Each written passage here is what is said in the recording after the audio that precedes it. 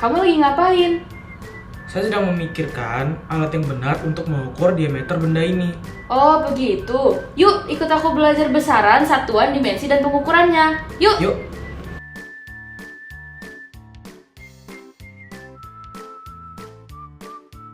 Assalamualaikum warahmatullahi wabarakatuh. Tabi pun. Halo teman-teman, perkenalkan nama saya Alia Sukma Fakira. Bagaimana kabarnya kali ini? Semoga kita semua dalam keadaan sehat dan semangat untuk belajar fisika ya. Pada kesempatan kali ini, kita akan belajar mengenai besaran, satuan, dimensi, dan pengukurannya. Tapi sebelum itu, yuk kita berdoa terlebih dahulu.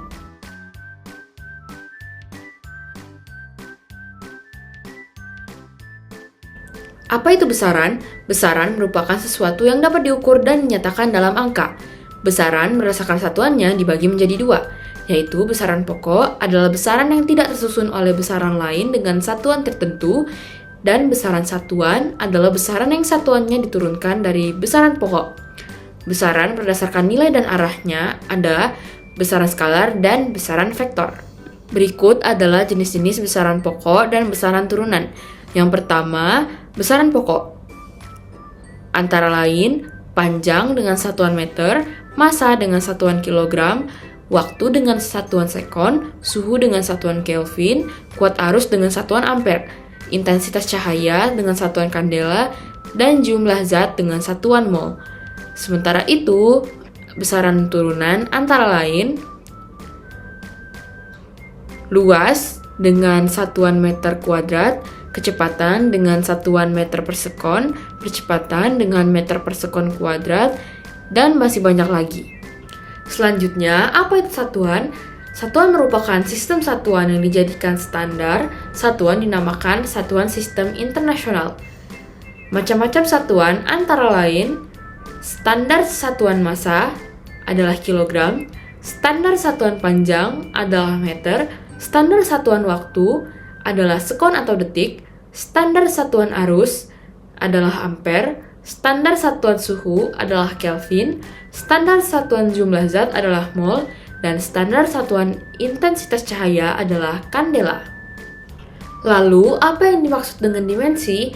Dimensi melambangkan sifat fisika suatu besaran, dan dimensi menunjukkan cara penyusunan besaran.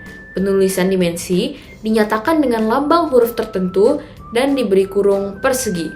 Dimensi dibagi menjadi dua berdasarkan besaran, yaitu dimensi besaran pokok dan dimensi besaran turunan. Salah satu contoh dimensi besaran pokok adalah panjang dengan dimensi dalam kurung L, dan salah satu contoh dimensi satuan turunan adalah luas dengan dimensi dalam kurung L pangkat 2. Selanjutnya, apa itu pengukuran? Pengukuran didefinisikan sebagai kegiatan mengukur suatu benda dengan membandingkan antara nilai besaran pada benda dan nilai besaran pada alat ukur. Berikut beberapa macam alat pengukuran besaran panjang. Yang pertama ada mikrometer sekrup. Digunakan untuk benda dengan panjang maksimum 25 mm, mempunyai dua skala yaitu skala tetap dan skala nonius. Nilai ketelitian mikrometer sekrup sebesar 0,001 mm dan nilai ketidakpastian mikrometer sekrup sebesar 0,005 mm. Yang kedua, ada jangka sorong. Digunakan untuk mengukur benda dengan panjang maksimum 10 cm, memiliki dua skala yaitu skala utama dan skala nonius. Nilai ketelitian jangka sorong sebesar 0,01 cm. Nilai ketidakpastian jangka sorong adalah 0,005 cm. Yang ketiga ada penggaris. Umumnya memiliki skala terkecil 1 mm. Nilai ketidakpastian penggaris adalah 0,5 mm. Salah satu alat yang digunakan untuk mengukur besaran waktu adalah jam atau stopwatch. Ada dua macam stopwatch, yaitu stopwatch digital dan stopwatch analog. Skala terkecil dari stopwatch adalah 0,1 sekon dan ketidakpastiannya adalah 0,05 sekon. Untuk pengukuran besaran massa, yang pertama ada neraca Ohaus dibagi menjadi neraca Ohaus 2 lengan dan neraca Ohaus 3 lengan.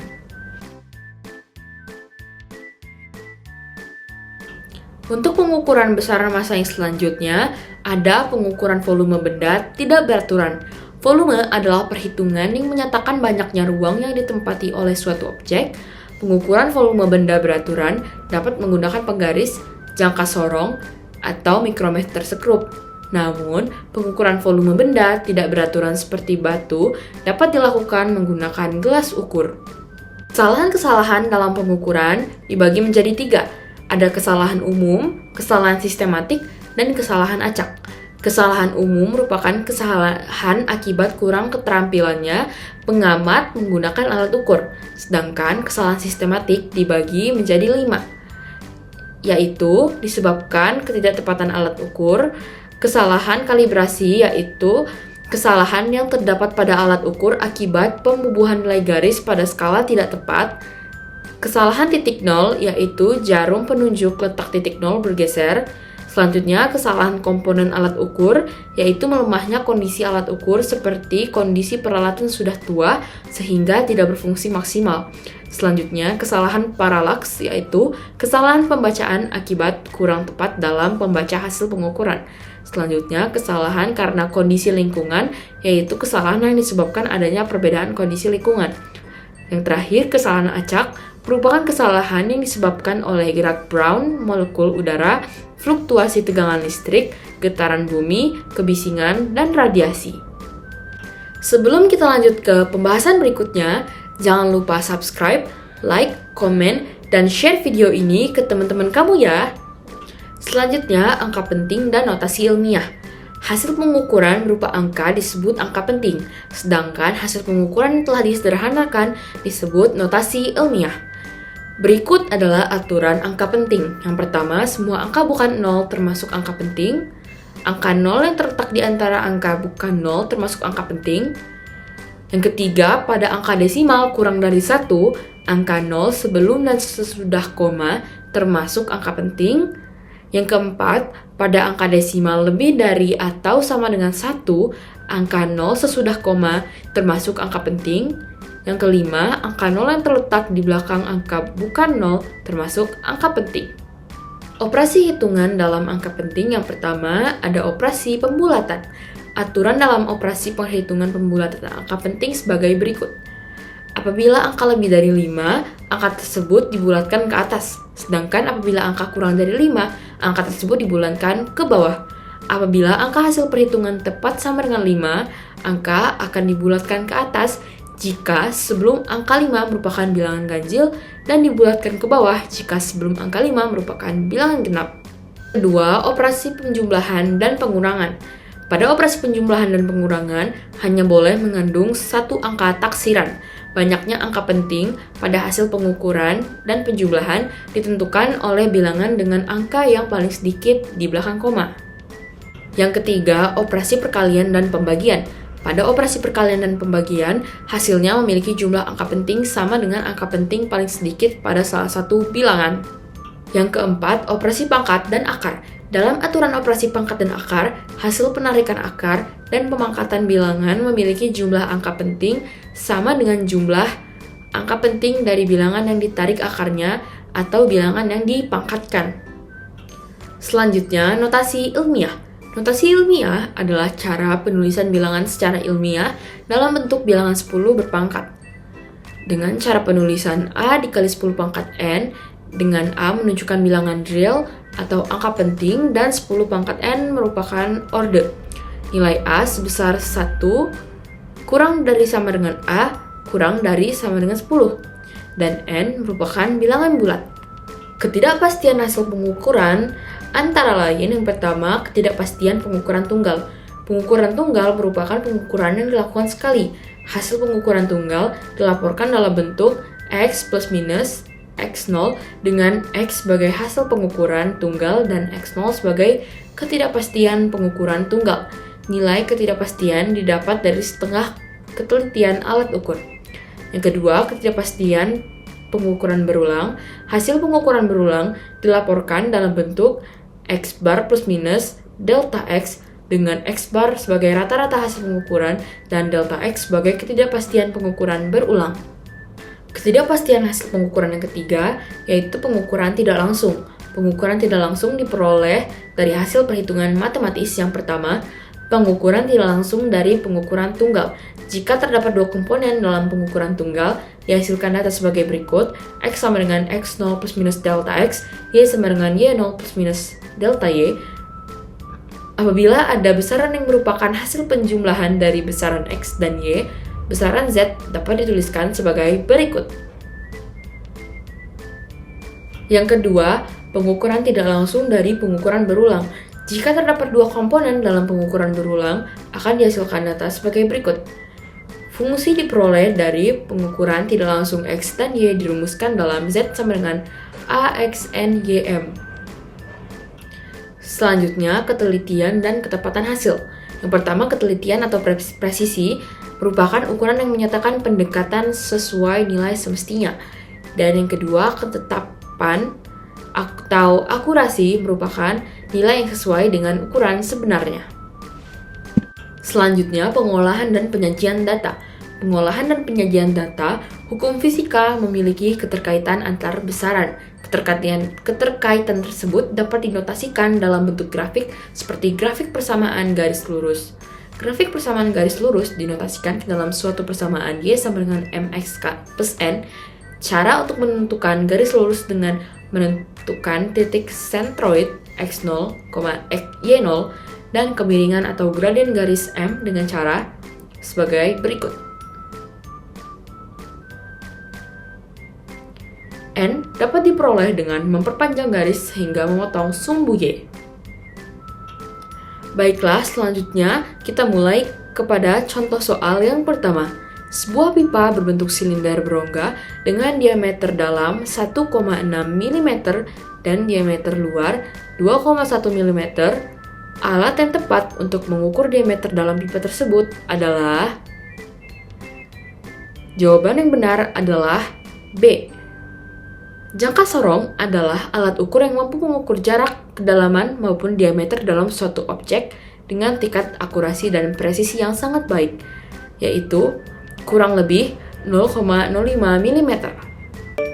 Selanjutnya, contoh soal yang kedua. Hasil pengukuran panjang dan lebar suatu bidang persegi panjang masing-masing 12,73 cm dan 6,5 cm.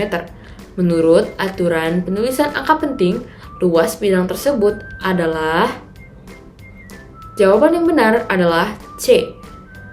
P sama dengan 12,73 cm, terdapat 4 angka penting, dan L sama dengan 6,5 cm, terdapat 2 angka penting. Yang ditanyakan adalah luas. Rumus luas kita ketahui bahwa P dikali L. Jadi 12,73 dikali 65 sama dengan 82,745 cm kuadrat. Berdasarkan aturan angka penting, luas harus terdiri dari 2 angka penting berdasarkan jumlah AP yang paling sedikit. Jadi luas persegi tersebut adalah 83 cm kubik. Baiklah, kita lanjutkan ke uji kompetensi pertama. Perhatikan tabel besaran pokok dan besaran turunan berikut. Pasangan besaran turunan yang mengandung besaran pokok yang benar ditunjukkan oleh... Jawaban yang benar adalah E. Momentum sama dengan M dikali F, artinya besaran momentum diturunkan dari besaran pokok massa dan panjang. Sedangkan impuls sama dengan F dikali T, artinya besaran impuls diturunkan dari besaran pokok massa, panjang, dan waktu. Selanjutnya, uji kompetensi yang kedua. Peristiwa berikut yang memiliki satuan sistem internasional adalah... Jawaban yang tepat adalah C. Meter merupakan satuan dari besaran pokok panjang yang merupakan satuan sistem internasional. Selanjutnya, uji kompetensi yang ketiga. Besaran berikut yang memiliki kesamaan dimensi dengan energi potensial adalah... Jawaban yang tepat adalah B. Dimensi gaya sama dengan MLT pangkat min 2, usaha ML kuadrat T pangkat min 2, momentum MLT min 1, percepatan LT min 2, massa jenis ML pangkat min 3, dimensi energi potensial adalah ml pangkat 2 T pangkat min 2. Selanjutnya, uji kompetensi yang keempat. Kegiatan pengukuran yang benar ditujukan pada peristiwa. Jawaban yang tepat adalah A. Menimbang merupakan salah satu kegiatan pengukuran yang menggunakan alat ukur berupa timbangan atau neraca. Selanjutnya, uji kompetensi yang terakhir.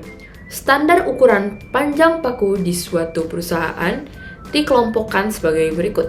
Sebuah sampel paku diambil untuk diuji apakah lolos quality control atau tidak. Hasilnya dapat dilihat pada gambar berikut. Pernyataan yang tepat terkait data tersebut adalah jawaban yang tepat adalah E. Panjang paku sesuai bacaan jangka sorong sebagai berikut. Skala utama 9 mm, skala Vernier 0,6 mm, panjang paku 11,5 mm. Jadi, paku tidak lolos quality control karena tidak masuk dalam tipe manapun. Sekian video yang dapat saya sampaikan. Saya mohon maaf apabila ada salah kata. Semoga video ini dapat membantu teman-teman untuk belajar ya. Jangan lupa semangat dan terus banyak baca bukunya ya. Sekian saya akhiri. Terima kasih. Wabillahi taufiq wal hidayah. Wassalamualaikum warahmatullahi wabarakatuh.